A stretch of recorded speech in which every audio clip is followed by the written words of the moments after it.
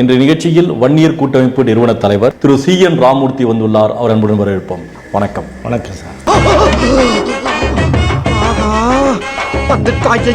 கிளம்பி வந்துட்டாங்க. பஞ்சாயத்தடா முடிச்சு பாரு, நமக்காக அம்மட்டு போலும் புள்ள குட்டியோட வெயில்ல காத்து கிடக்குறாங்களே. நம்ம ஐயாவை வந்துட்டு தமிழக முதல்வர் ஸ்டாலின் அவர்கள் வந்து அவமானப்படுத்திட்டார். ஓ, இது முன்னாடி ஒரு அசிங்கப்பட்டதே இல்லையாமா? வன்னியர் சமுதாயத்தை சார்ந்த மக்கள் எல்லாம் பொங்கி எழுறாங்க. முதலாளி, நாங்க கடல் மாதிரி பொங்கிடுவோம். ஒரு டம்ளர் தண்ணியை தலையில ஊத்துனா முங்கிடுவான். இவன் கடல் மாதிரி பொங்கறானா? ஆனால் நீங்க வன்னியர் கூட்டமைப்பு நிறுவன தலைவர் வாயை மூடிக்கிட்டு வேடிக்கை பாக்குறீங்க. நீ செத்தா நாங்க ஏன்டா பழக்கப்படணும்? இப்ப ராமதாஸ் வந்து யார்? புறம்போக்கு. ஜெனரலா கேட்கலாம். ராமதாஸ் வந்து அவங்க அம்மா இருளர். சரி, அவங்க வேறொருவோட தொடர்புல இருந்து ஒரு குழந்தை பெற்றாங்க. அதுதான் ராமதாஸ். யாருக்கு பிறந்தாங்கடா? எல்லாருமே சுகப்பிரசவமா தானடா பிறந்து கிடந்தோம். திருமணம் ஆயிடுச்சா? இல்ல, குழந்தை பிறந்தது. அப்புறம் வந்து இவங்க குழந்தை பிறகு முன்னாடி திருமணம் ஆயிடுச்சான்னு கேட்டேன். ஒண்ணும் இல்ல, ஏதோ சேர்ந்து வாழ்ந்தாங்க. உங்களுக்கு குழந்தை பிறந்தா அவர் தான் ராமதாஸ். கோயந்தா, இந்த விஷயம் உனக்கும் தெரிஞ்சு போச்சேன்னு தான் எனக்கு பெரும் கவலையா இருக்கு. இந்த விஷயத்த வெளியில யார்ட்டையும் சொல்ல மாட்டேன்னு எனக்கு சத்தியம் பண்ணி கொடு. என்னங்க முதலாளி, இந்த விஷயத்தை வெளியில சொன்னா சொல்றவனுக்கு தான் கேவலம். MPBS வந்து எப்படி படிக்கிறாரு? SC கோட்டாவை அநியாயத்துக்கு அந்த அப்பாவி மக்களுடைய இது வந்து இவர் அபகரிச்சு அதுல படிக்கிறார். நீ எல்லாம் பெரிய மனுஷனாடா. சும்மா சொல்லாதீங்க, ஏதாவது எவிடன்ஸ் இருக்கா? எவிடன்ஸ் இதோ இருக்குது. ராமதாசனுடைய பரிபூர்ண பதவி திருடின படத்தையே காட்டிட்டார். இப்ப அரசு இல்லையா அவர்? அதனாலதான் வந்து எந்த வேலைக்கும் வர்றதில்லை. நான் பதவிக்கு வர மாட்டேன், போக மாட்டேன். ஏன்னா அந்த பதவியில அவர் இல்ல. அதை விட இது தொழில் நல்லா இருக்குன்னு இதுக்கு வந்துட்டாரு. அதான் எங்க ஒன்னாலும் பொழைக்க விட மாட்டேங்கிறீங்களா? ராமதாஸின் இரட்டை ஜாதி சான்றிதழ் தில்லுமுள்ளு. ராமதாஸ் வன்னியர் என்று ஏமாத்து கொண்டிருக்கும் சமூகம் வன்னியர் சத்திரியர்கள். ஏயா கத்துற? நான் எவ்வளவு நீ கத்துற கத்துல என்ன கோர்த்து விட்டு போயிருக்க? நான் அதனாலதான் சொல்றேன், ராமதாஸ் வந்து வன்னியர் கிடையாது. ஐயா, நான் அந்த ஊருக்காரங்கிட்டையும் பொண்டாட்டிட்டையும் வேற பாலிசா சொல்லி வச்சிருக்கப்பா. அந்த மரியாதையை கேவலப்படுத்தி என்னை தெருவுல நாரடிச்சிடாதப்பா. என்னங்க எங்க ஐயாவை இப்படி சொல்றீங்க? ஏங்க குடிகாரம் பேச்சு பொழுது வஞ்சா போச்சுன்னுவாங்க. அப்படிலாம் பேசக்கூடாது.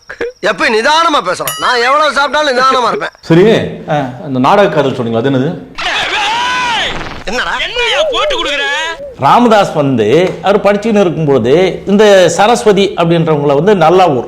அந்த ஊர்ல அவங்கள வந்து நம்ம என்ன சொல்றது, காடு வாங்குது, வீடு போகுது. இந்த வயசுல உனக்கு பொண்ணாடா சார் அவரை வந்து கெடுத்துட்டான்னு வச்சுங்களேன். இதோட நான் பச்சையா சொல்றது, மைனர் வாழ்க்கையில இதெல்லாம் சகஜம் தானே. சரஸ்வதி அண்ணன் தம்பிங்கெல்லாம் போய் புடிச்சிட்டு வந்து நல்லாமூர் வந்து லேம்ப் போஸ்ட், அப்ப தெரு விளக்கு இருக்குல்ல, அந்த விளக்கு கீழே கட்டி போட்டாங்க. யாரு? ராமதாஸ ஐயாவையா? அந்த கொய்யாவை தான் அவங்க கட்டி போட்டு 15 நாள் உதைச்சி அதுக்கப்புறம் வச்சு 5ஆவது நாள் போட்டு கல்யாணம் பண்ணி கொடுத்தாங்க. நாடக காதல் முதல்ல அவர் தான் பண்ணாரு. ஏண்டா தரித்திரம் முடிச்ச மூதேவி, உன் கதை என்னடா காரி துப்புற மாதிரி இருக்கு. டாக்டர் ராமதாஸுக்கு ஒரே மனைவி இருக்கிறாங்க, 2வது மனைவி யாரு? சுசீலா. என்னங்க இது? அதுக்கு முன்ன சரஸ்வதி கல்யாணம் பண்ண முதல் மனைவி. இது வந்து 2வது மனைவி. நான் உன்னை தெரியாம தான் கேக்குறேன். உன் கெட்டுக்கு 3 பொண்டாட்டியாடா? 3 பொண்டாட்டியா? சுசீலா அவங்க யாருன்னு கேட்டா, அப்பெல்லாம் டாக்டருக்கு போனா வந்து டோக்கன் கொடுப்பாங்கல்ல. ஆமா, சின்ன பொண்ணு அது.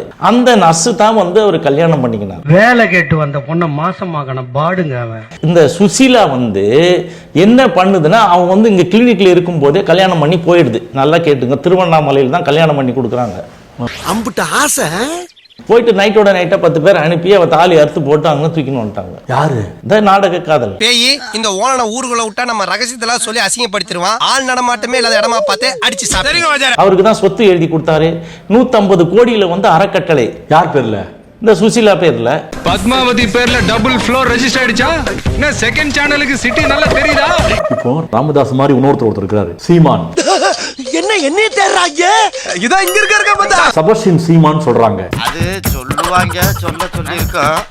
அவரை பார்த்தா அப்பாவியா தெரியுது. இவன் சல்லி பையன் ஒரே நேரத்துல பழைய சொத்தையும் திம்பா, சுடு சொத்தையும் திம்பா. இந்த சபர்ஷின் சீமான் பாஸ்போர்ட்ல இருக்கு. உண்மையாவே அவர் யாரு என்னன்னு தெரியல. நாங்கெல்லாம் ராவான ரவுடி. இருக்கிறவங்க அவங்க அம்மாவே மரியாங்க. அவங்களுக்கு வந்து திருமணம் நடக்குது சர்ச்சில். அவர் ஒரு குழந்தை பிறந்தவொன்னா அந்த குழந்தை தான் வந்து யாரு? சீமான்ற செபஸ்டின். நீயும் கீப்போட பையன் தானா? அப்ப எல்லாருமே கீப்புக்கு பிறந்தவன் தான் இங்க வந்திருக்கீங்களா? ஒருத்தன் கூட ஒய்ஃபுக்கு பிறக்கலையாடா? ஒரு அம்மா 2 திருமணம். 2 பேரையா? இப்போ சீமானோட அப்பா சபர்ஷன் இறந்துட்டார்ல, அதுக்கப்புறம் இன்னொருத்தர் திருமணம் செய்றாருல்ல, அதுக்கு பிறந்தவங்க தான் மீதி பசங்க. சீமானுக்கு 2 அப்பா.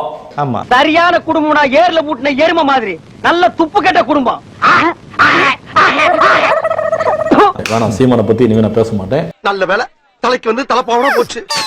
என்ன உண்மையில தலைப்பா போச்சு? நம்ம ஐயாவை பத்தி சொல்லுங்க. இன்னைக்கு பூரா விட மாட்டான் போல் இருக்கேன். குடிக்கவே மாட்டேன்னு. ஆமாமா, ஐயோ மதுவை வந்து எதிர்ப்பது ஐயா மட்டும்தான். நாக்கு தவற மாட்டேன்னு. அது வாக்கு தவற மாட்டேன். வாக்கா இப்ப தவறிட்டேன், இனிமேல தவற மாட்டேன். கொஞ்சம் உட்கார்ந்துருங்க, நான் வந்து ஒரு நிமிஷம். இவர் மட்டும் வந்து குடிப்பார். இவ வந்து பகல் நேரம் குடிக்காரன். பகல் நேரம் குடிக்காரன்னு சொல்லி அவமானப்பட்டு விட்டான். அவன் பகல் நேரம் குடிக்காரன்னு சொல்லிட்டாயா? ஒரு முன் நேரம் குடிக்கார போய் பகல் நேரம் குடிக்காரங்க எவனிக்கா கோவம் வராது? எங்க ஐயா குடிச்சது எவிடன்ஸ் ஏதாவது காமிங்க. என்னங்க? ஆமா, குடிப்பழக்கம் உண்டா? வருஷம் பூரா குடிப்பாங்க. எப்பாவது பொண்ணுகள்கிட்ட சந்தோஷமா இருக்கும்போது குடிப்பாரு. இத போய் கேட்டுக்கிட்டு அது உண்டா? ஐயா குடிக்கிற பாட்டில் அங்கேயே இருக்குது. அப்பப்ப குடிப்பான் பாவன். நான் தான் சொல்றேன்.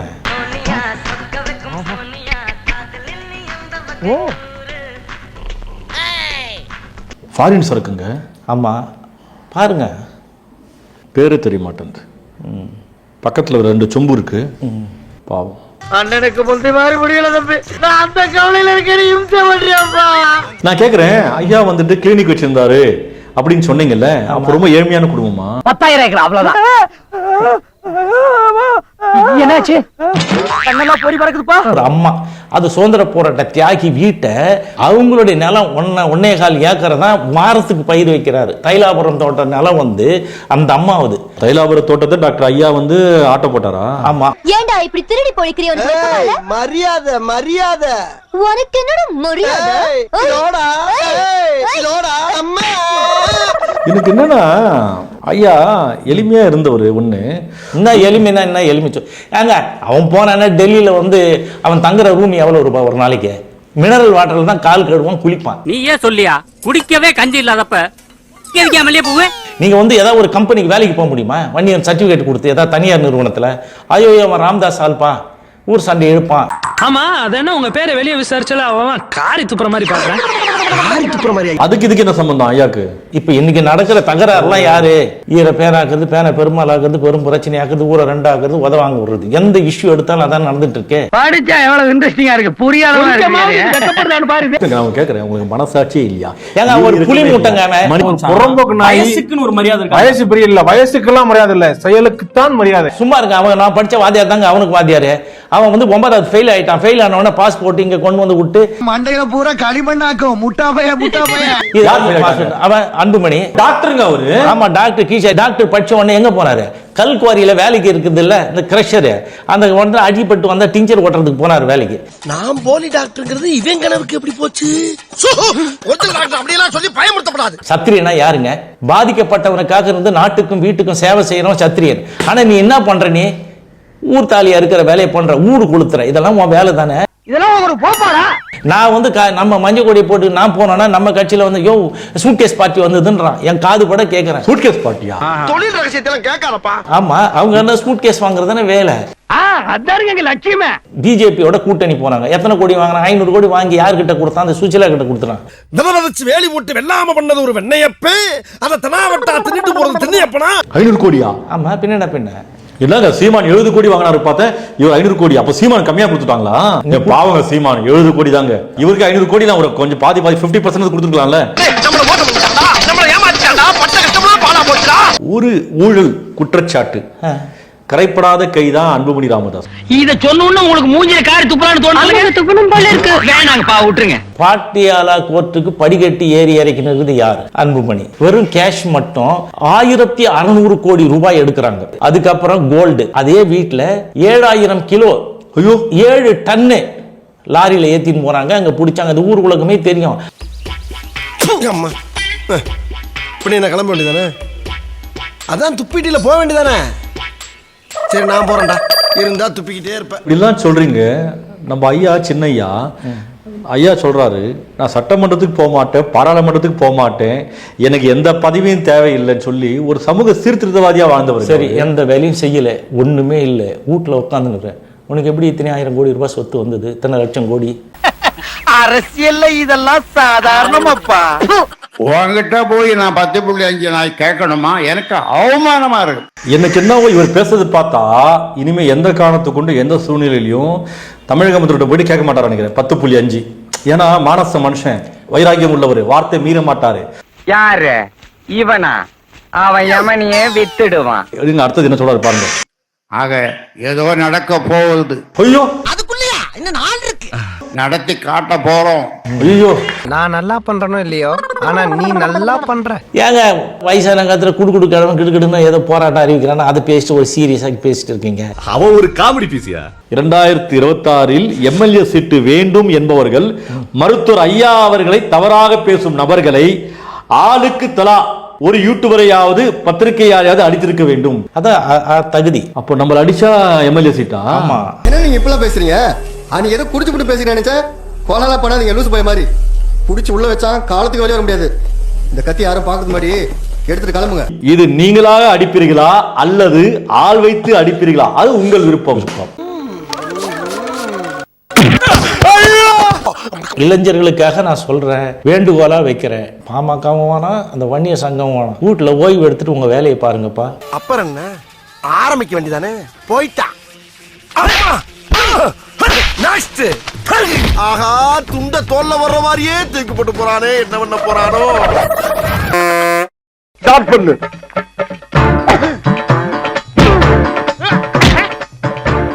இங்கிட்டு வா. அப்படியா? படைக்கலடி மண்டையில மட்டும் அடிச்சிடாத, குலக்கேசல் உள்ள போயிருவேன். சரியா? உங்க வீட்டு பிள்ளையா நினைச்சு எல்லாரும் என்னை மன்னிச்சிருக்க.